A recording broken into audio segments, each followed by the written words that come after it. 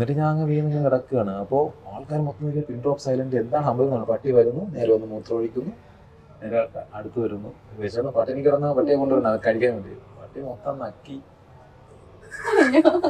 പക്ഷെ ഇങ്ങനെ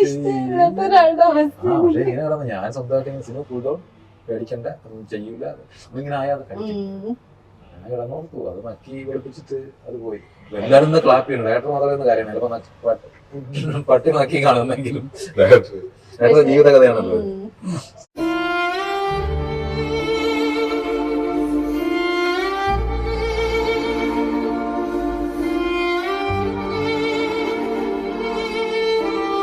എനിക്ക് തോന്നുന്നു ഒരാളും ഇപ്പൊ ഒരു ഡെഡിക്കേഷൻ എന്നൊരു സാധനം ഉണ്ടല്ലോ, എന്നാലും ഇങ്ങനത്തെ ഒരു ലെവലിൽ ഡെഡിക്കേഷൻ എടുക്കുമെന്ന് ഞാൻ ആലോചിക്കുന്നത്.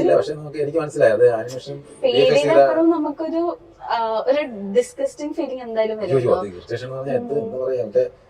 അതും അവരുടെ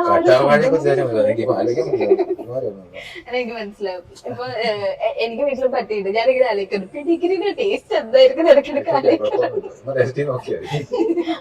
അപ്പൊ ഞാനും ആ ഒരു ഡെഡിക്കേഷൻ ലെവൽ ആലോചിക്കുന്നത്, ഇങ്ങനെ ഇത്രയും ഒരു ലെവലിൽ ഒരാളൊക്കെ പോകുന്നത് ആലോചിക്കുന്നത്. അതെ, നമ്മള് ചിലപ്പോ എനിക്ക് കുറച്ച് കഴിയുമ്പോഴേ നമ്മളെ ക്യാരക്ടറിലേക്ക് അങ്ങ് ഇൻവോൾവ് ആകുമ്പോ സിനിമ അല്ലല്ലോ ജീവനല്ലേ പട്ടി നോക്കുന്നത് ചിന്തിച്ചിട്ട്